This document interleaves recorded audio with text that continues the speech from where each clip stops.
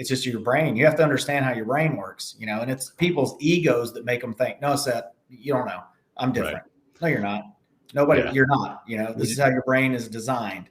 And we have to learn how to outsmart our own psychology.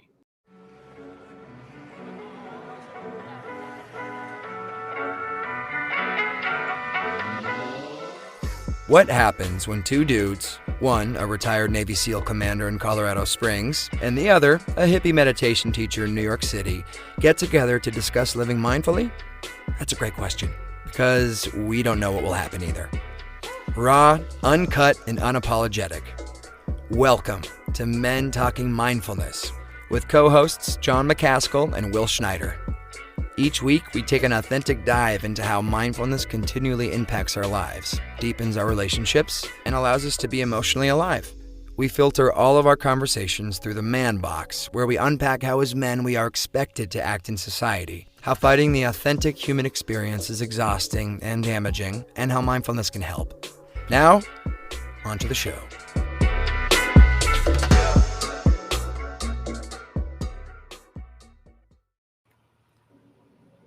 Hey, hello. Welcome back to Men Talking Mindfulness. We have a very special show for you today with Dr. Seth Hickerson is back on Men Talking Mindfulness. Sorry to those of you who are expecting to hear from USC fighter Sarah Alpar today. She had a last-minute scheduling conflict, so she couldn't make it today, so we promised to bring her back another time. So we're going to be with Dr. Seth today. You might remember him from beginning of this season 3, where he talked about mental fitness. And if you haven't listened yet, it's a great one, so go check it out. Or maybe it's time to re-listen to some of Dr. Seth's great practical wisdom on mindfulness. This is why we love Dr. Seth. He makes mindfulness easily digestible. So in this episode, we are going to talk with Dr. Seth about understanding the importance and the distinction between reacting versus responding to life circumstances. Here's a quote, the kind of onboard reacting versus responding. Between stimulus and response, there is a space. In that space is our power to choose our response. In our response lies our growth and our freedom. That's from the great Viktor Frankl. So open your mind and your ears and get ready to learn some new mindfulness tools that will help to enhance your life. But before we begin this conversation about reacting versus responding, we have some announcements. What's going on in the Men Talking Mindfulness world, John? Yeah, well, first off, we have been trying to respond all day, been responding through the night instead of reacting. We got Seth. I see you there, Seth. We're going to bring you up on stage here in a second. But we were flailing at the last second to change this from working with Sarah to working with Seth. Hopefully, those who are here are still going to tune in, because we've got a great message on responding versus reacting and how to train your mind to respond versus react. But yeah, we have some announcements. First off, super excited about this one. We've just recently partnered with See Good TV, or Conscious Good TV, and that their website is C as in Charlie, cgood.tv. And See Good TV strives to create a streaming experience that delivers inspiring and uplifting content to their members, and partner with the world's top conscious filmmakers to deliver the beauty of visual stories. And we're very excited about this. And this month, funny enough, incidentally, we didn't have anything to do with this, but See Good is actually going to be focusing on trauma and addiction. So our very first episode that we're going to be pushing out on See Good TV is with Dr. Rob Kelly, the one that we did about a month ago on that very subject, on trauma and addiction. And then moving on, we have our MTM merch that is still for sale. That sale ends this Sunday. And when I say sale, I don't mean, hey, it's a discount. I mean, the shop actually closes on Sunday, the end of the day, on November 7th. We have new holiday soft cotton color shirts in forest green, and they look great. I mean, I personally ordered 2 for myself. And we've got trucker baseball hats, winter hats. And of course, we've got the standard shirts and hoodies. And again, that's mentalkingmindfulness.com/merch. And I'll put that here in the chat here soon. And it helps to support our show. And please spread the MTM love and buy some of our merch. But not only does it support our show, but it supports small businesses, specifically Will's cousin, Rob Schneider. He runs this, and it would be very helpful to support him. It is available in the US and Canada only, but we appreciate your going on there and checking out the merch and perhaps buying some. Thanks so much for supporting Men Talking Mindfulness. So that said, let's get into the guest bio intro, and I'll bring Seth up. Oh, There it is. Dr. Seth, great to have you back. Always good to be here. I'm good. I'm cold, man. It's like 70 degrees down here in Florida. I had to break up the hoodie. Florida. I got the jacket. I mean, well, hey man, there's MTM hoodies available for those of you down in Florida. for when it gets below 70 degrees down in Florida, you've got some hoodies available. I send them on down, ship it. Let's go. Yeah, I have a little hard time sympathizing, Seth. It was the first time it broke below 40 in New York City. Today it was 38 when I got up. I was like, oh my God. But it's okay. I expect no sympathy. I expect no sympathy. None from over here. None up north over here. Not at all. Not at all. Hey, let me give a little. Here's a little. This is our Dr. Seth Hickerson is a innovative educator, coach, entrepreneur, and multi-branch military veteran. He has been training high-performance individuals such as professional athletes. He actually trains Sarah Arpar, who is supposed to be our guest today. But again, we'll have on some other time. He also trains Navy SEALs and business executives for the last 15 years. Dr. Seth is an expert in implementation of mindfulness, emotional intelligence, cognitive fitness, and resiliency training. Seth is dedicated to providing access to practical tools, tips, and techniques that enhance self and situational awareness, reduce stress, and improve performance. And this is why we love having you here, Dr. Seth. Thank you so much for coming on today. We're going to be talking about reacting versus responding. So good to have you. How you feeling today? I'm good. And it's funny, every time I hear the bio read, I'm always like, oh man, that sounds good. Now I want to tell everybody to lower your expectations. Okay, let's get real, right? Right. But no, I'm doing good. I'm just kind of down here and doing my thing in Florida and hanging out, and glad able to get on here. Any chance I get to talk with you guys, I'm always game, especially when we're talking about the My Steady Mind OG Viktor Frankl. Yeah, that's right. Yeah. Right? Yeah. I mean, you talk about that's the guy that kind of really kicked all this off. He's the ultimate MSM coach, in my opinion. And so any chance I get to talk about, that gap and what he's about, I'm all for. So yeah. Well, it worked out, in Sarah not being able to be here, you stepped in to fill the gap here in Men Talking Mindfulness in the last second.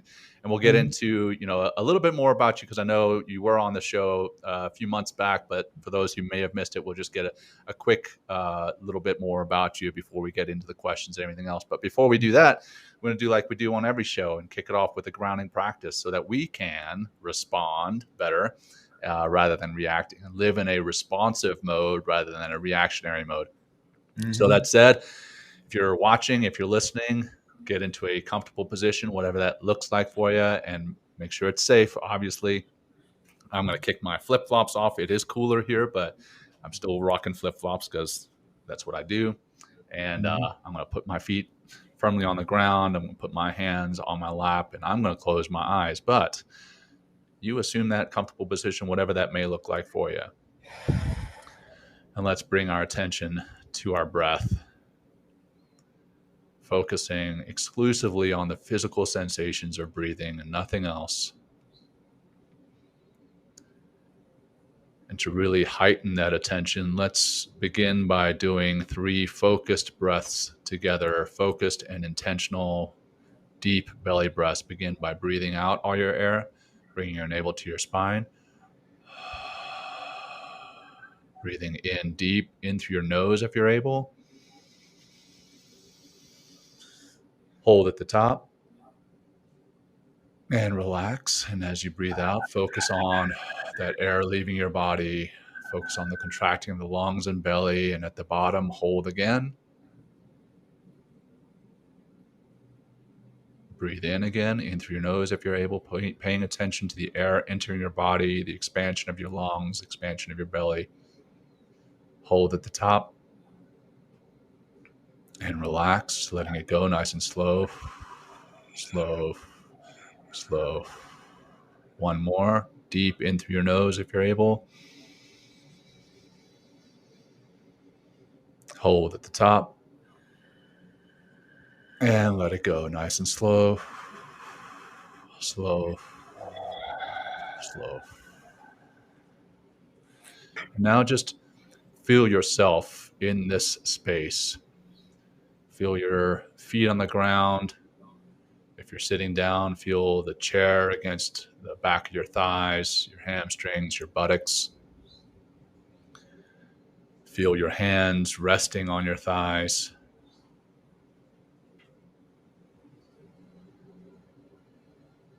And just be aware of the space you're in and how you feel in your mind,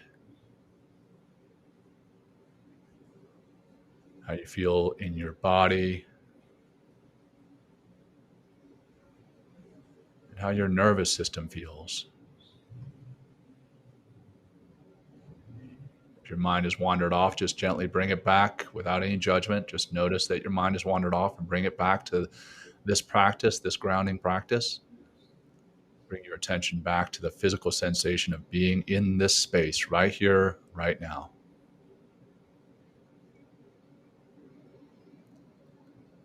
And let's finish with one deep cleansing breath together. Begin again by breathing out all your air, bringing your navel to your spine.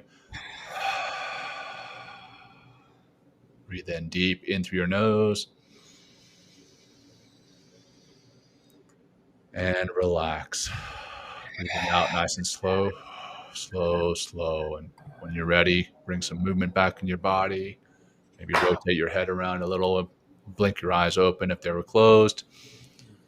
And here we are, Man Talking Mindfulness. Let's get into this again. Seth, great to have you, brother. Great to be here, and always great to do that. I hadn't done my little morning meditation yet, so it was good to get that little grounding in. There you go. There you go, man. Grounding. Yeah. Exactly. Yeah, it's good stuff for sure. So at the very beginning there, Will, read a quote that many of us are familiar with from Viktor Frankl, and he's for those who don't know who he is, he's was an Austrian neurologist, psychiatrist, philosopher, and author, and a Holocaust survivor. And arguably, his most famous work is Man's Search for Meaning. And the quote that we're using to focus today on reaction versus response is, between stimulus and response, there is a space. In that space is our power to choose our response. In our response lies our growth and our freedom. So we are here to talk about response instead of reaction, and really want to get into what those mean, what living in a responsive versus reactionary mode feels like, looks like, and talk about all that. But again, Seth, let's give 2 or 3 minutes, quick, a little bit more than what we read in the bio, just for our listeners again to know who you are and why this particular topic is so near and dear to your heart. Yeah, I mean, this is really what it all comes down to is understanding that. About my background, right? I've been into mindfulness for a long time, practitioner. It's saved my life. It's changed my life. The C stream or whatever it was you were talking about, that new channel, is something I'd love to check out, because I personally dealt with a lot of personal trauma, personal addiction, and just I've been through it. I've dealt with it, being a veteran, all the stuff we go through. And I've just been fortunate through my education and experiences to kind of come up with some tools that help me stay sober and sane. And if it works for me, it can work for others. And being doing my studies in sports psych and studying, neurology and the brain, I really understand like what it means, and how important what Viktor's talking about is that gap. And so that's what a lot of our training is teaching people how to do. And I say training a bunch, right? Because that's what it takes. You can't just go read Man's Search for Meaning and be a new person. You have to do things, right? And so that's what I like to talk about and kind of help people understand it. I like to kind of take what, complex things and make them simple and applicable, and hopefully we can explain some of what Viktor's talking about in this episode so that people can relate to it. And then more importantly, have some tools to help them go and create that gap. Yeah. Right. Yeah. One thing for this conversation I'd like to bring in is to get situational in the sense of like what does it look like when we react in our families, in our work life, in our community, to really kind of make it relatable, and then flip it and then come into like, what does it mean to respond almost in those same circumstances? So we can really begin to make that distinction. So I guess our audience could really, digest like, oh, wait, okay, this is something that I really need to pay attention to. And then it's also, and then how do I begin to practice that after kind of getting these downloads from our show right now? So why don't we, John, should we bring up that graphic first? Yeah, let's do it. So incidentally, Seth sent this out to a bunch of the coaches for My Steady Mind this week. And I just thought it was so appropriate to bring it up. So it's basically, if you're listening to the show and not watching it, it has life without mindfulness at the very top, and then life with mindfulness at the bottom. And basically, without mindfulness is you have a stimulus and you immediately go into a reaction. So that's what life is like without living mindfully. And then at the bottom, with mindfulness, you have a stimulus, and then you have all these different ways to basically assess that stimulus. And then you have, after you've assessed that stimulus and taken that pause that we're going to be talking about today, and we've already been talking about, you go into skillful response. Man, I get tongue-tied sometimes. Easy for you to say. Right? So yeah, let's talk about this graphic. Let's talk about living mindfully in these different spaces that Will talked about in our families. I'll take the graphic down now just so we can have our pretty faces, or at least yours, Seth, and Will. So let's talk about those spaces. So I mean, I'll kick it off with in my life, in the family space, where if I react versus respond. So again, I get a stimulus of, I don't know, my little boy knocking something over, right? And that can be a stimulus that is drives a quick thought. One, the thought is, what the heck just dropped?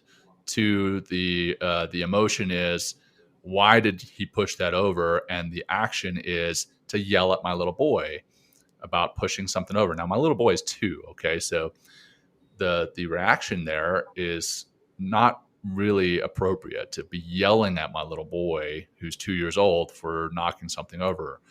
Whereas, flipping that, if I was to see the stimulus is he's knocked something over, take a second and take that breath, even if it's a split second, and take a breath and be like, okay, what happened? Okay. He knocked over a table, big freaking whoop. No big deal, right? Now my thought is, okay, he's knocked over a table. Is he okay? Is everything in this room okay? Now my emotion is, okay, everyone is okay. And now the action that is driven by taking that pause, a new thought, a new emotion, the new action that is driven is like, hey, come here, son. Are you okay? Let's not push over tables. Let's not do that kind of thing. And obviously that's an anecdote, but that applies in my family life all over the place, whether it's with my kids, with my spouse, just with myself even. I can get seriously pissed off at myself, and what does that do for me? So yeah, I'd love to kick over you guys for your examples of where living in a reactionary state can really be detrimental. Well, maybe Seth, it might be good to break down. We talked about it in your mental fitness episode. Just to add some context here, is that STEA process, and just kind of really break down some of the mechanics here, and then maybe really begin to look at what is this gap, right? What the fuck is this concept of the gap? So I love it, Dr. Seth. Yeah, I mean, that's what I wanted. I help people. I want them to understand what this stuff is neurologically, how it works, what we're trying to protect, right? And so essentially the gap is your free will. No shit. That's what it is, right? If you do not have a gap, and Viktor said, because this is what a lot about Viktor was talking about, that he witnessed being in the Holocaust. People were dying, right? I mean, there's executions and stuff, but plenty of people were dying just because they lost hope. Their will was gone, right? And so it's this, all our brain wants to do is take action. Our brain is a action achieving machine.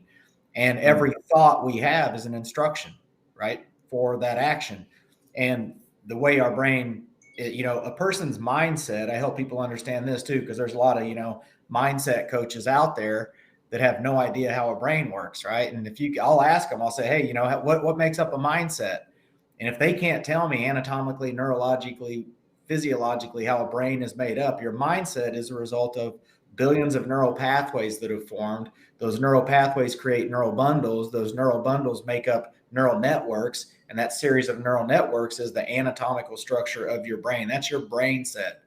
And your mindset is a result of your brain set, right? So if people say they're mindset coaches and they can't answer it like that, they're really just a motivational speaker. No offense. No offense. No.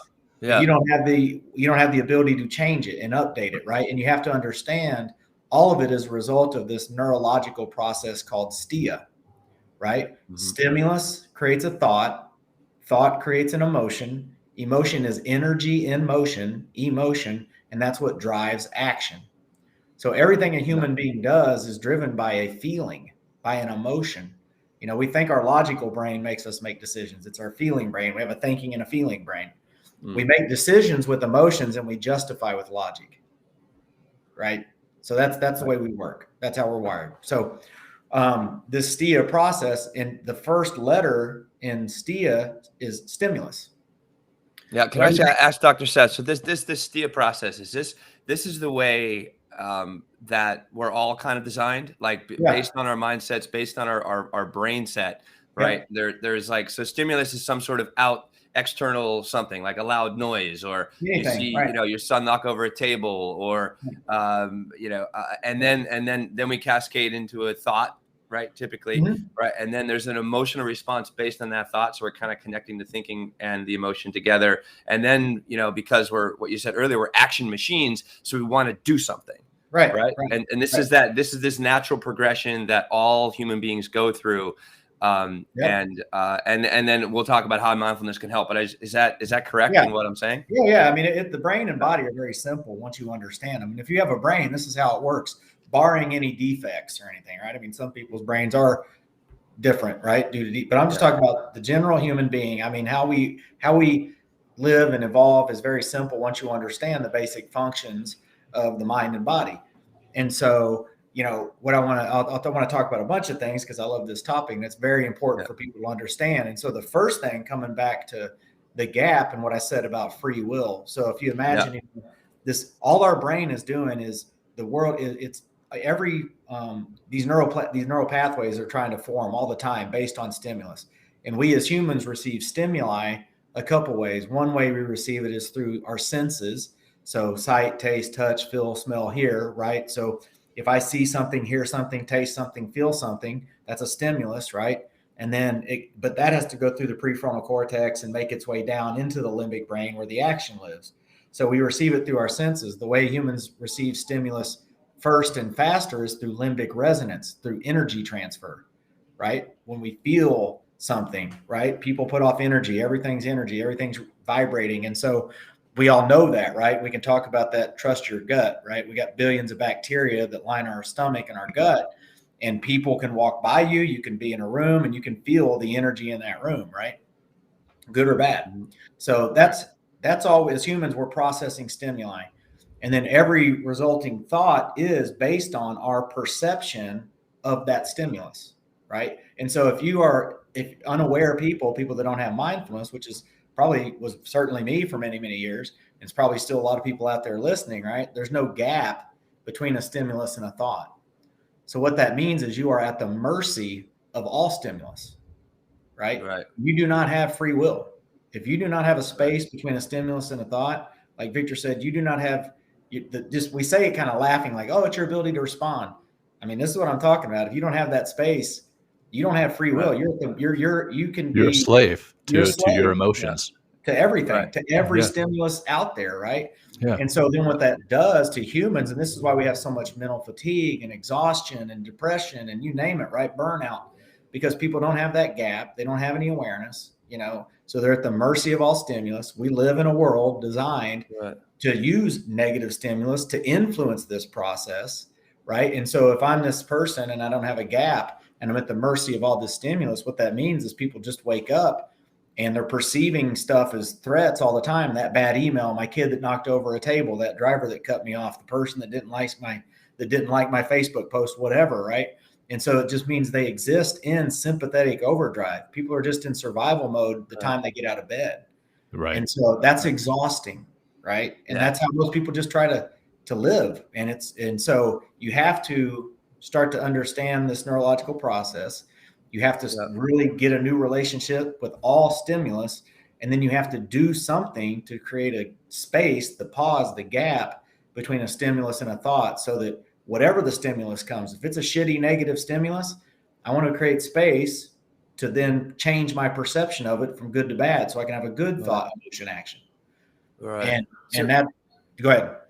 No. So this perception too. I mean, so where these perceptions come from? Is it something that, that is learned, or it's negativity already, bias? Kind of negativity bias. So this is like, so if I have, if I come from a family, with an abusive father or something like that, or I'm always being treated a certain way, or So just talk about, perception, because we're, that perception is really like what we're trying to, that's right, trying to change in order to, So please, if you would, just to help us understand this idea, or what perception is. Everything we're trying to do, I talk about this all the time, right? When I train people or athletes, every human being, there's two things that controls everything in our life: our thoughts, which control our mind, and our breath, which controls our nervous system.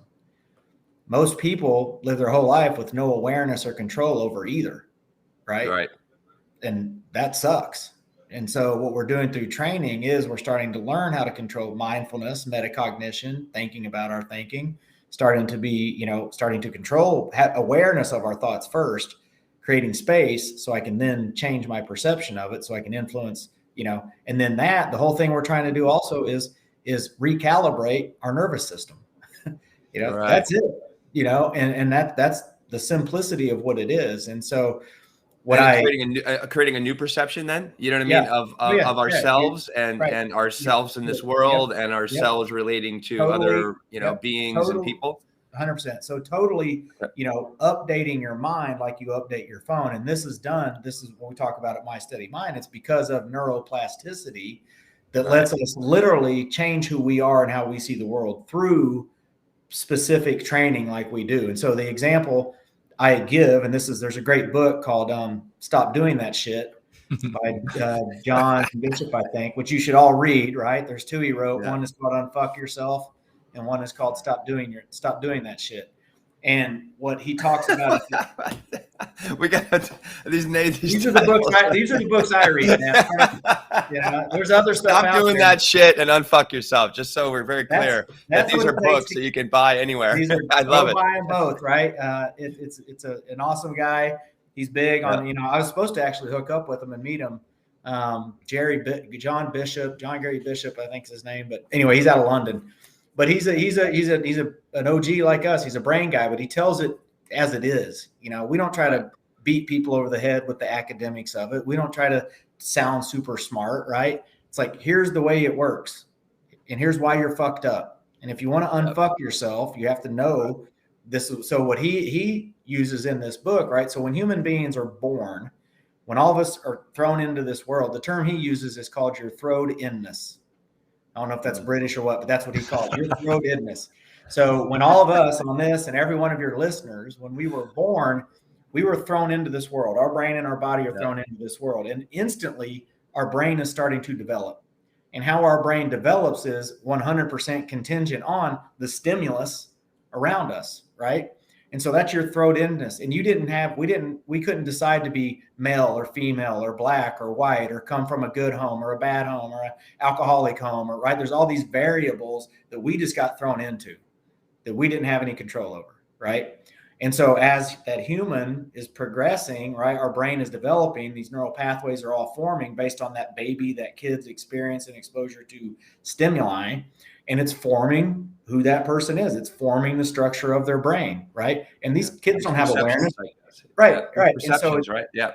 Right. So what happens is you get to a point where you're 15, 20, 25 or whatever, and if you're fucked up or whatever you're struggling with, right, it's not necessarily your fault.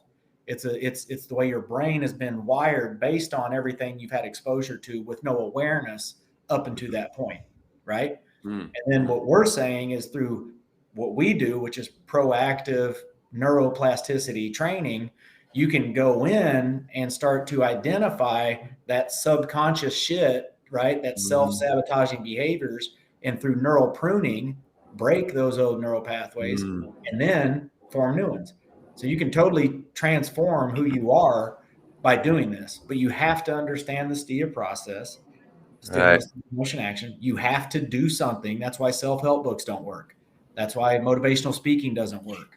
That's why none of that stuff, that's not training. You have to take action. Well, it's like reading a physical fitness book, right? Hey, I'm going to read all day and get huge and get fast and get in so much better shape. You got to take action. Yeah, I mean, and that's what people don't understand. And people don't understand mental fitness training, because my body, if I'm deconditioned, right, I can look and see that, man, my ass is out of shape. I look like shit, right? I can see it. And then I say, okay, well, I'm going to go work out. And if you haven't worked out, if you're deconditioned, again, I can't read a book about working out. I can't be on a show talking about how important working out is. I got to get my ass up, go to the gym, pick up the dumbbell, and do the curls. And it sucks. It sucks. I hate it. I'm making excuses not to do it because I'm deconditioned, right? And I don't see results instantly. I'm just like, ugh. So then I leave, and then I got to come back the next day, and it still sucks, and I still hate it. And I'm making excuses, but I'm doing it, right? And you do that for 2 months or whatever, and then all of a sudden, oh my gosh, I see a little muscle in there, And now my perception changes to, now I don't see that one thing as a threat. I see it as an opportunity. So now I'm not making excuses not to go. I'm making reasons to go. Right. And so mental fitness training is the same way. The problem is we can't see our brain getting stronger because it doesn't grow like a bicep. It's got a skull around it. If it grew like our bicep, everybody on this call would have a big ass head because we train. I wouldn't fit on the screen, Seth. Like, I wouldn't be here.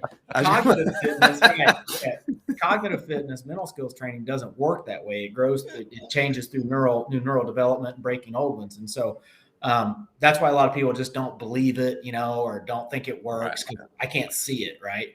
But you feel it.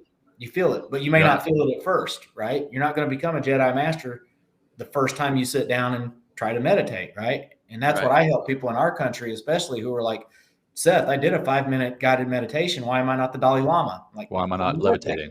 Why am I not levitating? Yeah. Like, and also even that the person you're speaking to, they're literally speaking and working and feeling and acting from that reactive mind, from the perception of being like, oh, I can't change, or I've tried it once, to change, and things don't change. Right. So there's a lot of things that we're kind of working against here. I don't like to think of like battling, but it's the negativity bias. And that's what our brains, we talk about. Like, the reason this stuff's hard, and the reason is because it's not because you're a bad person. I mean, it's not because it's just your brain. You have to understand how your brain works, and it's people's egos that make them think, no, Seth, you don't know. I'm different. Right. No, you're not. You're not, this is how your brain is designed. And we have to learn how to outsmart our own psychology. Right. And you talked about neuroplasticity. And for those who are not familiar with that term, that's the ability of the brain to change, to rewire. There's a great video on it on YouTube where a guy learns how to ride a bike that is actually engineered backwards, to where when you hit the handlebars, it goes left. When you try to go left, it goes right, and vice versa. And how impossible it is to learn to ride that bike. But he takes months and months to learn it, rewires his brain of what the neural pathway for riding a bike is. And then he gets on a regular bike and he can't do it because he's actually changed his brain through neuroplasticity. And we can do that. And something else I want to talk about, Seth, you brought up, we have these stimuli all over the world, right? All through our day, but not only can we inject a pause after the stimulus and in between the stimulus and the thought, but we can also, in some capacity, change the stimuli that we're exposed to. So, the first thing so many of us do is sleep with our phone right next to our bed, and we use our phone as our alarm clock. That alarm clock goes over, we roll over, and what's the first thing we do? I'd love to see people chat in the chat right here to see what the first thing people do is. Most people, they check social media, they check email. Before they even get out of bed, they're on their phone, checking to see what came in. So that's a stimulus that you may be able to control through your day. So not only do you take a pause in between stimulus and thought, but you can also control the stimuli that you're exposed exposing yourselves to. The other thing that you said, Seth, that I want to dig into is you said that so much of the world capitalizes off this wiring, the way that we're wired, that negativity bias. And like news media, social media, they capitalize off that because they know what the stimulus is going to. So that's why we see so much more bad news on the news, is because, hey, that's a stimulus. We're going to, what's the thought is, we want to see that. So I'll turn it back over to you. And that's why I should be called, this is a new definition of capitalism. You know, like capitalizing on our weaknesses. Seriously, that's why we buy stuff. I mean, that's why we panic shop. That, you know what I mean? Because it's like literally they're playing on this negativity bias. But please roll with it, Seth. Dude. I mean, that's why I do what I do, right? And I got a lot I can dive in on there and explain. I mean, this is, why I'm so passionate about it. And I say this, right, especially being a veteran, right? Like I took an oath a couple times, right, to support and defend this country against all enemies, foreign and domestic.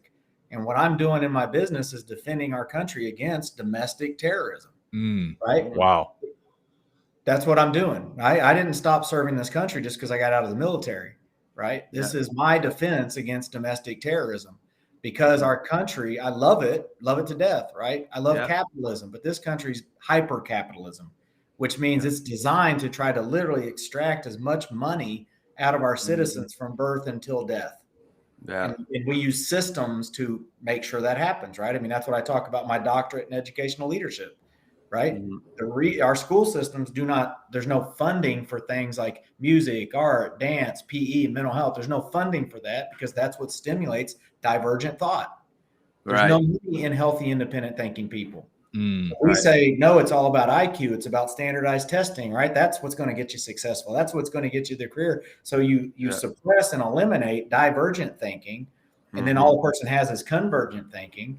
So the byproduct is called learned helplessness. So our kids and all of us, we're graduating from high school. We may have a 4.0 and a full ride, but we don't know how to do shit ourselves. We're dependent on the government. We're dependent on a politician. We're dependent on a pharmaceutical company to fix me, right? And that's by design, right? So and I'll continue living through that stimulus response or stimulus reaction. We're always like boom, boom. And there's it's that gap. So, like we're trying to find that gap, and that's divergent thinking. That's mindfulness. That's awareness. Right. So nobody knows how. And then so what happens is, again, like what do we say? All every action is based on an emotion. And so if we're not teaching people this kind of stuff in schools, which we're not by design, right? If you do not know how to, and this is where shit got sideways with me and probably a lot of us, right? If you're not taught how to manage an emotion, the only thing you can do is suppress it. That's it. You can manage it or suppress it. That's all you can do with emotions. And if you do not, my tool for all my emotions, because I did not know how to manage them, was alcohol. I drank when I was happy. I drank when I was sad. I drank when I just drank, right? And that became my tool. And it was, that was fun for a little while. I don't remember the 90s, but, but I also shot myself in the foot and screwed a lot of stuff up until I kind of learned. And then I got sober and then I started practicing some of this stuff. And so now my emotional toolkit, I mean, I say it all the time, it's psychological warfare out there and everybody's unarmed. They're unarmed. Right. Yeah. Well, so, unless you start practicing mindfulness, right? That's that's exactly it. So coming back to what we're trying to help people understand is, I mean, everything that you do is a result of this STEA process, and everything you feel and what you believe. And so talking about how our society capitalizes on it, right? And if your viewers aren't familiar with it, or if you guys aren't, like, go Google the attention economy. Right? Like, that's when I talk about this domestic terrorism, all these tech companies and all these things out there, they do not give a shit about you. All they want, your clicking, your spending, whatever it is. And so they know how to create stimuli that will influence your thoughts and emotions and actions, because they know you don't have awareness of it and you don't have defense against it. And so that's what sucks, right? And they use sensationalism. So what John was talking about and what I talk about in our training and helping people understand is the two most valuable resources every human being on the planet has. Two most valuable things you possess is your time and your attention. You can't go to Amazon and buy more time or attention. Probably the only two things Amazon doesn't sell. Right? And so we have to protect our time and attention like gold, because we live in a society that is designed to capture, capitalize, and monetize both. Right. And so what they do, for example, it's all about influencing the STEA process. So where do most people spend a lot of their time and attention? News, television, social media, right? So if any of us, and so what I help people understand is it's not necessarily the people on the news that are the bad people. They're just reading prompts, right? And scripts. It's the content creators that know. I mean, they work with neurologists, they work with human behavior specialists, everything down to the colors and things are designed to capture and influence, to use a stimulus to influence a thought. Because I know once I have your thoughts, I've got your emotions and your actions, period. Right. There's two types of people in the world, conditioners or conditioned. Right. Yeah. And so I think it's funny how these platforms you mentioned before in your resilience training, how they, there's only two entities out there that call their people users, right? Mm-hmm. And that's the drug industry and the tech industry. That's right. Wow. I've never thought about that. That's the only two that call and it's drug industry and tech industry. And these are designed to be more, this stuff's designed to be more addicting than drugs, right? And there's studies out there that show that, right? I want to come back and talk about sensationalism, but I'm a nerd, right? So I geek out on research and stuff like that. And there's studies that to prove this point, right? There was one where they took a heroin addict, a 20-year heroin addict, and brought him in a room in a lab. He didn't know what he was coming in there for. And they hooked him up and probably told him he was going to do something, right? Get free heroin for a year. I don't know. But they brought him in and they had him hooked up. And then they just walked in and said, hey, we're going to take your heroin away for 24 hours to just see how his brain lit up, the stress response, the fear response in his brain by hearing that he was not going to have his heroin. And you can imagine it lit up. That guy was stressed, scared, right? Saying, I'm not going to have my heroin. Then they did the same thing with a 15-year-old female where they walked in the room and said, hey, you're not going to have your phone for 24 hours. And the fear and the stress response lit up more powerful than the heroin addict. Wow. Right? That's how powerful this stuff has become, especially if we've got kids. This shit's not a joke. That's why our mental health, depression, suicide, you name it's skyrocketing, right? And so how they do that is, again, they understand the STEA process. They know that most people have no awareness of stimulus, and they know that most people have no gap between a stimulus and a thought. So if I'm Jane Doe and I'm just sitting at home or whatever, and I turn on the news, right? The news uses quote unquote. Yeah, there's nothing new about the news. Nothing. Yeah, nothing. That is not what. If you want to know what's going on in the world, walk out your fucking front door. Yeah, exactly. That's what's talk to your neighbor. Right. Don't look up at a screen and see something that's happening 4,000 miles away that they're sensationalizing. And so that's what happens is the news it's called fear-based sensationalism. And so what that means is if any of us right now, first, let me come back to this, right? Stimulus. So why they use sensationalism is they understand everything a person does in their life is based on a stimuli, right? Because that's where thoughts come from, emotions and actions. And they know that our human brains are still pretty primitive. Our brains haven't evolved like technology has. And human beings operate on two levels of awareness, conscious awareness and subconscious awareness. And all human beings, every time we get out of bed and we wake up in the morning and we start our day and we walk out our front door, we're scanning the environment for three stimuli. We're on hyper lookout for three stimuli. And those three stimuli are, can I eat it? Can I fuck it? Can it kill me? That's what we're looking for, right? Can I eat it for survival, right? We're just scanning and this made sense back in the day, where we came out and we had to go look and see if I could find stuff to eat for survival. Can I sleep with it for reproduction? I got to find a mate so we can reproduce, right? And then can it kill me so I don't become extinct? That's the stimulus that our brains are still constantly kind of looking for. It takes priority, right, over all other stimulus. And the one that of those three, the one that gets the highest priority is, can it kill me? Right. So what news media does is using fear-based sensationalism. If any of us went and turned on again the news right now, any station, I don't care what your leaning is, I don't care about your politics, I don't give a shit about any of that. Go turn on the news. And what you will see is a good-looking reporter, usually a female, talking about death, destruction, and violence somewhere in the world, followed by cheeseburger commercials. Right? Yeah. That's the holy trinity of stimulus that will stop a human in their tracks and make them look at the screen, right? You could just be walking down the sidewalk, having a great day, feeling awesome, and a department store has a screen on and breaking news, 25 dead in Bangladesh. It's just all whatever's on there, the reds, the colors, right? You'll stop and look at that. you'll freeze, and you're looking at the screen thinking you're watching the news, but all they're doing is using stimulus to keep you on that screen for as long as possible, so the ratings go up. And now I know once I've got that person glued to my screen, I've got their thoughts, their emotions, and their actions. Now I can influence their spending, their voting, whatever I want, right? Yeah. And so that's the tactic they use. And then what that does to the person, right, is by watching the news, now I'm scared. I'm worried. I don't want to talk to strangers. I don't want to travel. I don't want to fly. I want to stay home. I don't want to come out. I don't want to challenge anybody. So it's conditioning you, right, to just stay in your box. And then, so I feel fearful. Now the person's like, oh my God, no more news. I'm going to go just look at Facebook or Instagram, right? Mindlessly. We don't do anything mindlessly, right? And so now I come over here, and so I use Instagram as an example. What was Instagram when it first started?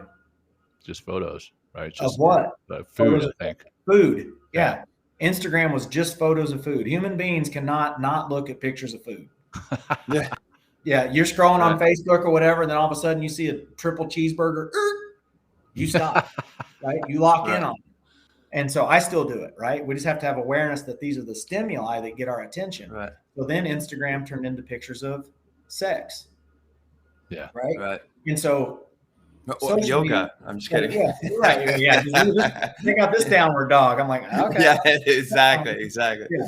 So they use fantasy-based sensationalism, but how it affects us, the person, right, is I'm scared because of what I see on TV, and I'm less than because of what I see on social media. Because I'm not as pretty. I don't have the great recipes. I'm not taking the vacation. You play on your weaknesses. Right. So that's why so many people out there have so much state anxiety, state depression, is because that's what we're spending our time and attention on. And now I tell people all the time, once you become a mindful practitioner, you start to understand stimulus, you start to have tactics to create that gap. Like, I want you to be able to use social media. I'm not saying don't watch the news. I tell people, they're like, am I supposed to stop watching the news? I'm like, read a newspaper. If you want the news, go read a newspaper. Cut out all that extra shit, just go read. Well, what are some other ways that we can begin to flip? Like, we've kind of went down the rabbit hole of the gloom and doom and the negativity bias and like how we are wired in the STEA process. But, how do we mindfully, what are some simple, practical ways that we can begin to find that gap? Right. And ways that we can begin to rewire perception of the world. Like, does everything really need to be a threat? Is it and one thing that's helped me in the past, and it's through my yoga training, I was asked to go, and I've done this a few times now, no news, no media, nothing for a week. And it's just whoa. And it's who am I? After even that first day, it's whoa, I'm what do I do with that time? That that you should would suck my attention away. So how do we begin to find that gap? If it's the first time that someone's ever listened to this podcast or actually starts to think about mindfulness in action, what are some simple things they can do in order to take those first steps? Yeah, there's a couple of them. And we teach a bunch in the My Steady Mind training, right? I mean, that's all we're doing is trying to introduce people to tactics, biohacks that we call them, biohacking techniques to create that space or redirect your thoughts. And so the two that I use the most is the BAMO breath, right? Breathe and move on. And that's the first breath technique we teach, because again, remember, we're just trying to control our nervous system. And so if I get hit with a negative stimulus, whether it's an email or a screaming kid, I like to use the example kind of like John. I mean, I'm a single dad with 3 boys. I got an 8-year-old, a 6-year-old, and a 4-year-old. I could be cruising in my car and they're behind me and everything's good. Then all of a sudden they start fighting or screaming or whatever, right? That's a stimulus. And instantly it pisses me off, right? That's a negative. But if I was untrained, and I still can do this is never about perfection. It's just about probability, increasing the probability that I do a better thing more than a bad thing. So if I was unaware, my kids are screaming, and I've done this, right? I turn around, would you shut the hell up? My God, what the hell are you on? Right? That's, is that what you sound like, Seth? Is that what you're doing there? Yeah. I will still do it. I've done it, right? But instead, if they're screaming, and if that's a negative stimulus, I hear the screams, and if I can take one BAMO breath, create that space, now I'm more likely to turn around and say, hey guys, can you just quiet down for a minute? Right? Just that simple thing, but that's what life is. It's a series of those things, right? The small things become the big things. So the BAMO breath is one, which is a 4-second inhalation, breathe and move on. I think we might have talked about it last episode. But yeah, we definitely did. Yeah, BAMO, breathe and move on. So a negative stimulus, whether it's a bad email, somebody didn't like my Facebook post, whatever, take a breath and then reframe it, right? And then the other thing, so BAMO breath is a good way. The other thing I love, and another tactic that I use that we introduce in the course in our emotional intelligence module, and it's a tactic that Jocko, the good technique, So the good technique. Yeah. For those who are not familiar, Jocko Willink, fellow Navy SEAL, just a straight badass, but also has a great way of thinking through things, and that's what you're going to get into here. Yeah. So I don't even know if Jocko knows what he's doing when he uses this good technique, but what he's doing is, so he says in his video, and it's a great one on YouTube. You can go to YouTube and just type in Jocko good, and it'll come up and you can watch it. But what he's doing is he's talking in the video. He's like, hey, every time a subordinate or one of my people comes up to me and they want to give me bad news, they always say the same thing. Like, they know what you're going to say, Jocko. You're going to say good, right? And so what he's doing is, if somebody comes and brings you bad news, right? Like somebody, hey, the mission got canceled, right? That's not good news. But what he will say, so that's a negative stimulus. And instead of him, so he creates space by saying good, right? So good deflects it. So it goes into a positive thought, positive emotion and action. He's deflecting it. So he's not perceiving it as a threat. He's perceiving it as an opportunity. Right. So if somebody comes and says, hey, mission got canceled, and he didn't have the, he may, what the hell? That's bullshit. I can't believe they canceled this mission. Yeah. You're the leader, right? You're setting in. So now he knows it's not good. He didn't want the mission to get canceled, but they come and say mission got canceled. He says good. And just that split second puts him in a position to see, well, what's the opportunity in it?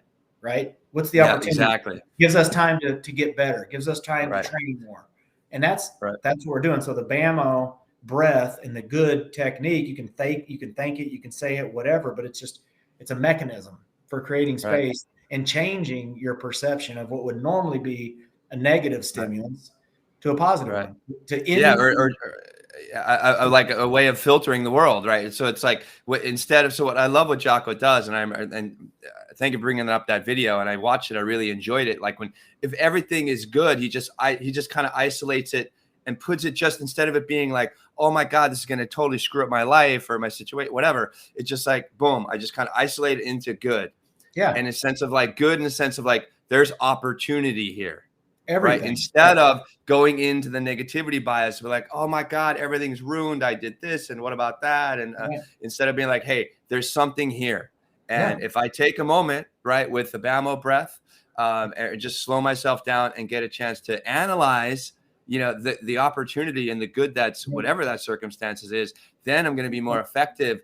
And here, that's that whole, in that gap, then that good is the gap. Well, literally, and that, literally last night when Sarah told us that she wasn't going to be able to do this, like Will and I texted one another, and our first text to one another was, Will texted me and he said, shit. And I texted him and I said, fuck.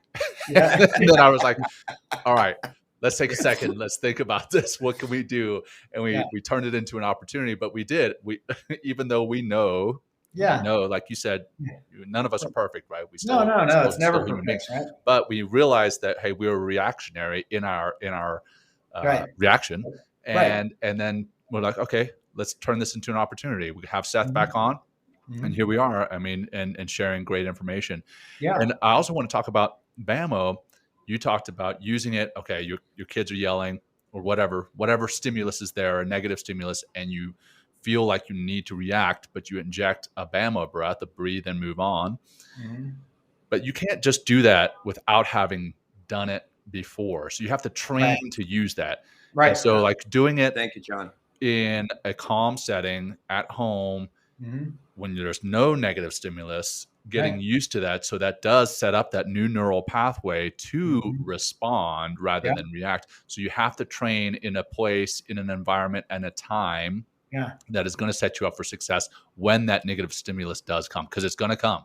It's going to come in some form or fashion. Yeah. And that's what I say, right, about stimulus. And this is kind of the big picture, right? I mean, so stimulus is everything and our perception of stimulus. And we're training ourselves, right? That's why at My Steady Mind, we create an ECR, an emotional control routine, right? Routines get results, right? And what we're doing is we're conditioning our body to automate this. so that at the onset of stress, I don't have to think BAMO anymore. Like as soon as my body feels stress, it takes the breath, right? It's automated. And so, I'll kind of walk through like how, what I've done for example, to just try to really, really get a handle on this, right? Is so I did 5 years of my life, I went through a pretty significant stimulus audit, meaning I did everything that I can. I know the only thing on the planet that I have 100% control over is me, right? That's all I have control over. And so I have to accept that fact, right? I can't control other people. I can't even control my kids. I can do things to influence, but I can't control them. It's our egos that makes us think we can control our spouse, control our kids, no, you can't. You can control perception, right? So Another what perception. I had to do is go through a 5-year process of really starting to eliminate any and all negative stimulus from my life that I could, be it people, including a divorce. I had to get rid of some negative family, negative friends. I had to give myself space, a gap, right?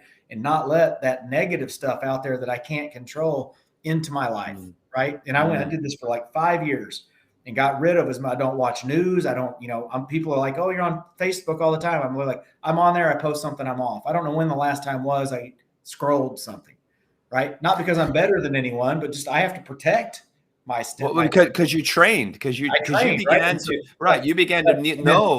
to realize that it's like, look, like this, this is not working for me. I need to do something different, and you have to take that. Yeah. I don't know what it takes for people sometimes to get to that point where it's just like, what? I need to begin to create distance from all of these negativities, biases within myself, as well as with my life. And that goes for people, that goes for stimulus, news. Go ahead. Where does your time and attention go? Right. And so, and I went through this pretty extensive, painful 5-year audit of really trying to get control, and really eliminate any and all negative stimulus from my life that I could.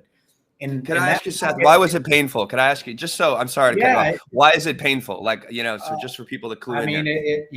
When I got divorced, I let a lot of people that I knew close to me just kind of like, I'm not like eliminating them, right? But I'm just, I don't respond anymore. I don't reach out. I don't talk to them. I don't, I don't watch news. I don't watch shit that, and there's just, I had a lot of stuff that, I like to sit around with a bunch of guilty pleasures and get online, so it was hard, it was hard to go through, a lot of relationships, things that I just don't associate with anymore. Right. And I don't care if they call me, selfish or bass. I don't care. Right. That's not but I had to do what I had to do. But the big difference, the thing to understand is I went through that 5-year process of eliminating all this stimulus.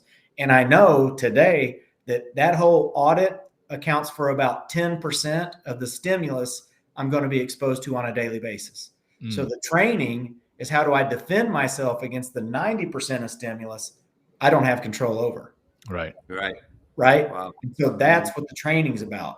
So you can get rid of all the stuff you can control, which is good, and I advise it, but you have to train yourself, because 90% of the stimulus you're going to get exposed to is shit you can't control.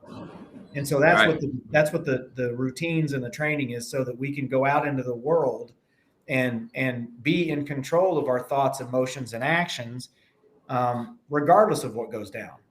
Right. Well, it sounds like one perception we need to change is that perception, that illusion that we can control the environment, that we can control the world. And as soon as we begin to change, it's like everything is the only thing what you said earlier, instead of like going outside and be like, oh, I can control this, that, and everything. And I know people like that kind of control everything. Whereas the only thing is the self that you can control. Yeah. And I think that's why I'm such a fan of Buddhism, right? Like I tell everybody, I'm not Buddhist, but I'm Buddhish, right? And literally the term emotional intelligence is the secular term for Buddhism. Daniel Goldman was a Buddhist, right? And so that's why I love Buddhism. It's all about emotional intelligence, right? It's a way of life. It's not a religion. Buddha was a guide, not a god. But anyway, he gets at the point, right?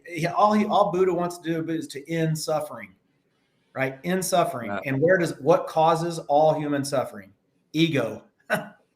Ego is the root of all suffering, right? And one of the analogies they use that they use in Buddhism is the two darts, or the two arrows, right? So how they explain that, right, is if I'm sitting here minding my own business, and if somebody shot me with an arrow, right, there's a physical pain, the arrow penetrating the skin, breaking bones or whatever. There's a physical pain with that arrow shooting me, but that pain is short-lived, right? That pain will eventually kind of subside and kind of go away. But the pain that lasts forever is when my ego says, who the hell shot me? Why would somebody shoot me? The second arrow, boom. I ruminate. Why would somebody shoot me? Am I going to die? Am I going to, my ego kicks in, and that rumination is the second arrow that lasts. That's where we suffer for months, years past the actual event. Right. And Rick Hansen, author of Resilient and Buddha's Mind. Brain. Yeah, that's it. Buddha's Brain. He talks about those arrows, and he takes it down to every day where those arrows come into play, like something as trivial as getting up in the middle of the night and stubbing your toe on some piece of furniture. First arrow is you stubbed your toe on that piece of furniture. Second arrow is I'm so freaking stupid for stubbing my toe on that. And then you start to think that those negative thoughts. Right. I told my wife to move that dresser 2 weeks ago. She said, yes. Again, instead of it's like, hoping the world meets my needs and instead of taking responsibility, pushing responsibility to everybody else. Right. And coming back to that control is because I just help people understand, like, man, why are things hard, especially like relationships, right? If you don't understand this stuff. And so one of the biggest killers, and some of your people out there might be experiencing this, right? But like if you're married or in a relationship, and I'm not a relationship expert, believe me, but I've just been, with what I do, I've been fortunate to be a part of a lot of relationships and work with people on their mind during these things and understand what subconscious stuff sabotages it. And because of the ego, one of the biggest ones in a relationship is what I call the if this, then that mindset.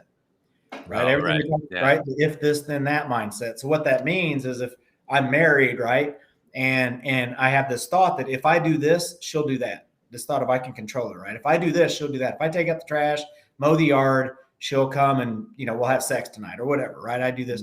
And then I do this, this, and this, and she doesn't do that. And then all of a sudden I get resentful. Right. And that's where all relationships die, right? Resentment is like me drinking poison, but expecting the other person to die. Nobody else feels it. Nobody else feels it with me, right? Yeah. And so you just have to have awareness of these mindsets that are usually a result of trying to protect our ego that cause most of the negative shit in our life, ego and negativity bias. That's what we're up against. Yeah. Yeah. Wow. And so much control, of that drives reaction. It drives us into reactionary states, which we've already discussed can be harmful because that drives an action that is normally inappropriate. Right. So the only way we can defend ourselves against all that negativity, bias, ego, control is literally by having that gap. There you go. Right. Then creating that gap, I know, from my own experience, meditation has helped me to widen that gap, to gain more self-control, to understand my perceptions of what I thought is reality when it's like, it's not. Also, it allows me to just be more responsible for my actions, for what I'm speaking, what I'm doing, how I'm feeling as well. And, what are some other, ways that people can begin to create this distance and begin to change the perception and kind of or widen that gap or begin to create that gap it's a lot of the stuff that you hear people talk about, journaling is a big way, that helps. What you're trying to do to create that space, right? What we're talking about, the thing that we're really helping people develop is what we call metacognition, which means thinking about your thinking. Right. Yeah. And so in order for me in sports psychology and a lot of the stuff like that we're trying to do is most people live their whole life and they keep everything in here. Right. Every thought, every worry, every goal, every dream, is just in here. And we got voices. It's very loud if I keep things in here and it's very stressful. Right. So what we're trying to do is get a different perspective, a different vantage point on what goes on in here. Right. And if I can write down my journaling, if I can do gratitude journals, there's a cathartic release of literally taking something from here and writing it on a pencil and seeing it on a piece of paper, right? And then I can see it from a different vantage point. I can study it. I can do something with it, right? And so, all this stuff that we practice in mindfulness, whether it's meditation, journaling, breathing, taking a walk, right? It's just if we can slow down, do things with intention, right? And pause every now and again. And again, it's not perfection. Believe me, I can still get up and yell at my kids. I can still get up and get pissed off. I can still be depressed. I'm human. but it's all about having the tools and the awareness to make that happen less often. Right. Yeah. That's the goal, right? Progress and probability, never perfection. Yeah. And it's practice. It's practice. It's practice. It's practice. It's like it's every day. Just what I've learned and what we study, what we talk about is just a little, even if just 5 minutes a day. Micro habits. Micro habits. And that'll start to grow into more and more and more practices, as well as widening that gap, which is so incredibly important. And I think you can really start a lot of these. There's so many ways just by sitting down for a few minutes and just getting control of your breath, just getting in touch with your breath. I mean, how are you going to be able to do BAMO if you've never taken a deep breath before? Right. You know what I mean? And it's and it's amazing. I mean, there's studies and stuff. I mean, like a lot of people out there, maybe some of your listeners, I mean, they may be 30, 40, 50 years old, and they've never taken a deep breath. They've never they truly have never breathe deep enough in to hit the diaphragm, because what we're trying to do, again, the nervous system, right? We're trying to activate and spend more time in parasympathetic, rest and digest. And the only way I can do that is I've got to take a breath in deep enough to hit my diaphragm so it sends a signal to the vagus nerve to activate that. And I mean, there's people that are 50 years old that have had maybe good careers or whatever, and the first time they go and they hit that, they're like, what the hell was that? Yeah. I've been in meetings with teaching breath with people. Yeah. And like we're doing like a step breath. So like inhaling, like stepping up. So inhaling 2 seconds on the bottom, inhale, like pause, take a middle, breathe in the middle, breathe the top, and then letting that breath go all out. And I had this one guy in this, I was working with a PR company, and we're just doing this very simple breathe. I mean, we've been doing this for a long time, so I think it's very simple, but it's still very effective regardless of how often I've done it. But he, like, after just doing like 5 or 6 rounds of this breathing, he's like, whoa, he's like, I don't know if I can get up. Like he just really, I mean, he got completely disoriented, and all we did was breathe. And I was like, wow. I mean, that's how incredibly powerful those first few times, that if you that's why we do some of the breathing and grounding practices here as well, to get people in touch with that instrument. It's like, it is one of the, it's kind of the key in a lot of ways. It opens up the door to all the mindfulness things we're talking about, is just getting in touch with our breath. Because if we can get in touch with our breath, I can get in touch with myself. I get in touch with my breath. I can find out where I am. If I know where I am, then I can know what the stimulus is, and then what can I do about it? Right. And the reason we use our breath, right? Because the reason most people, and I know we're coming up on time and I got to be done here in minutes, but the reason a lot of this anxiety and stuff, is because people are just, again, the two things that control everything, right? Your thoughts, which control your mind, your breath, which controls your nervous system. And so most people have no awareness or control over either. So they're just, thoughts are always ruminating, time traveling, right? And every thought requires energy. So they're exhausted because I'm just thinking and worrying and time traveling, right? And my breathing is very shallow, so I'm not getting oxygenated. I'm in sympathetic overdrive. Like, that's how people live and exist today, right? And if you can teach them to pause, right? And the reason all the meditation and everything focuses on the breath and bringing our attention back to the breath, because the breath is the only thing that's with us in the present moment. Right. And that's what most people do not live. They're not present, right? They're always somewhere else. And so, breath is powerful, but we just practice it, right? And it may suck at first. You may not be able to take a deep breath. You may not be able to breathe through your nose, right? You got to practice, and that's what I kind of tell, like me, now, I've done it long enough to where I've conditioned my body. Like I'm not a mouth breather. I breathe through my nose. About every breath I take, it goes down into my stomach, right? And I can be driving, doing good, right? And then all of a sudden I'll take a deep breath, and it's almost like I have to figure out what was about to piss me off. Like, okay, hey, exactly. Oh, it's a song that reminded me, like my body's so conditioned to, at the onset of stress, it will take a breath. It doesn't mean I'm never going to get stressed, but little things that used to really throw me off, they don't faze me anymore. Yeah. I remember a coach that I used to have, he used to say, don't sweat the small stuff, and it's all small stuff. Yeah. So well, we make a big stuff by piling more shit on top of it. Yeah, we do. Perceptions and getting emotional and taking wrong actions and feel guilty about those actions. It's like there is an opportunity. And one thing, I'll end with this little quote that kind of is similar to what Viktor Frankl says, and this is Rumi. He goes, "Beyond the ideas of right doing and wrong doing, there is a field. I will meet you there." That's the gap. That's the gap in that field. The field of all possibilities, of the field of opportunity that, like we talked about with Jacko Wellick, and being, okay, good. You know what? Good puts me in a place of like possibility. That's where you want to be. And that's why I love talking to you, Seth, and John. That's why we have this show, because there is huge opportunities here with mindfulness. If we just pause, if we take a couple breaths, if we start to practice a few minutes every day, right? Just to get to know ourselves in a deeper way. Right. So and lean into it and have fun with it and practice and go after it like it's training. Yes, right? Exactly. That's what I run a marathon. Yeah. I mean, just like physical training, like, you know, that's what this is, this mindfulness stuff, the stuff you guys are teaching and preaching. And, you know, if people will do it, not just, I'm just going to go do it, like go into it, you know, because this is I'm a performance guy, right? And that's what I want. I want people to understand, if you want to be, whether you're a Navy SEAL or a stay-at-home mom or whatever performance means to you, like you have to do this. This is the edge, right? And it's going to help you not just in, you know, on the job, but at home. And so it just takes training. But the cool thing I say out to everybody is, like, if I wanted to train my bicep, right, it may take 3 months of an hour at the gym, 5 days a week before I notice anything. Mental training, mindfulness training, you notice something in 5 minutes, right? Yeah. So our brain responds a lot faster thanks to neuroplasticity and just how badass the brain is. You just have to give it the right stuff, and you have to be consistent. Right on. That's it right there. Consistency.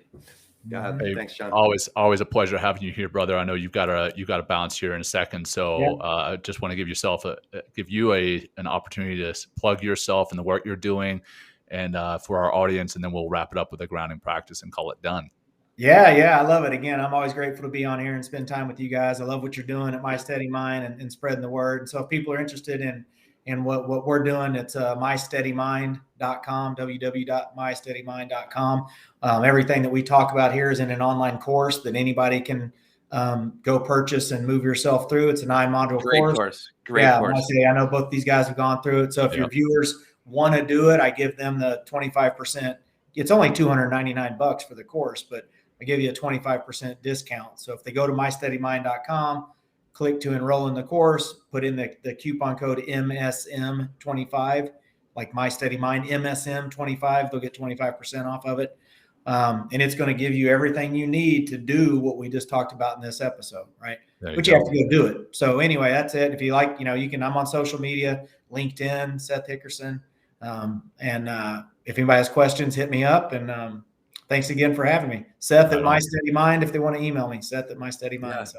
There you go. Well, would you like to close with grounding practice for us, Dr. Seth? Would that be cool? Keep it rock and rolling. Or just do a couple breathing, like 1-2 minutes. Bamo breath. Let's just do a couple Bamo breaths, right? Short and sweet. So the Bamo breath, we'll get situated. And what I teach when I talk about the Bamo breath, because again, we're trying to control our nervous system. So if I'm anxious or upset, my sympathetic nervous system is engaged. So the fastest way we can, I call it flipping the switch. We're trying to flip the switch from sympathetic to parasympathetic, the parachute, which is going to calm us down, even if it's just for half second. The fastest way we can flip the switch is a 4-second inhalation through the nose, down into the belly, and then 4-second exhalation, right? We don't have to go do 3 minutes of box breathing, which is great, but we can just do this quick hitting breathing and move on. So I'll put your hand on your stomach, because I want people to feel the stomach, not the chest. You can put your hand on heart or stomach, but just on your stomach. And you can shut your eyes if you want, if you can. And I'll count the first one. I'll say go, and I'll count to 4. Make sure you're filling up the stomach. And then exhale. You don't have to hold it. Just exhale for 4 seconds. What I want people to do is feel how their body, the sensations as they inhale when we're going into sympathetic, and as you exhale going into parasympathetic. Just feel it. You should feel a little cool wave rush through your body. That's your parasympathetic activating. All right. So relax and inhale through the nose, breathing into the belly.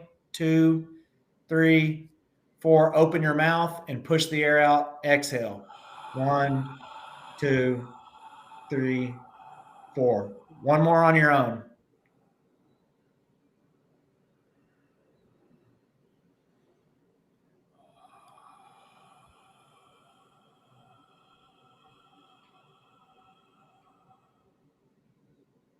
Very nice.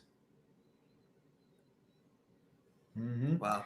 So hopefully you felt that, right? That's what I want people to feel, that parasympathetic, that little cool wave. You know, now imagine if you're really stressed out and you did that, it would feel 1,000 times better. But Bamo, Get out there, practice it, breathe, and move on. There you go. Wow. Thank you so much, Dr. Seth. Great. I mean, I always love having you on. You know, lots of wisdom being spread through into our community today. So thank you. And pleasure. Thanks, brother. Yep. Pleasure. Great having you. All right. Take care, everyone. And until next time. Take care. Yeah. Hey, get your merch, guys. Merch sale ends November 7th. Seth, Dr. Seth, if you haven't got your merch yet, check out Men Talking Mindfulness, mentalkingmindfulness.com/merch to get your holiday. And all these items will be delivered in time for the holidays. So maybe get some for your loved ones. Spread the love, Men Talking Mindfulness. I think that's it, John. That's it. Thank you, Dr. Seth. Really appreciate having you. You're welcome. See you. Peace. Thanks, guys. Thanks for joining Will and John on Men Talking Mindfulness. If you enjoyed the show, please like and share it with your friends and family, and please, we would appreciate a review too. Until next time, this has been Men Talking Mindfulness. Thanks for showing up.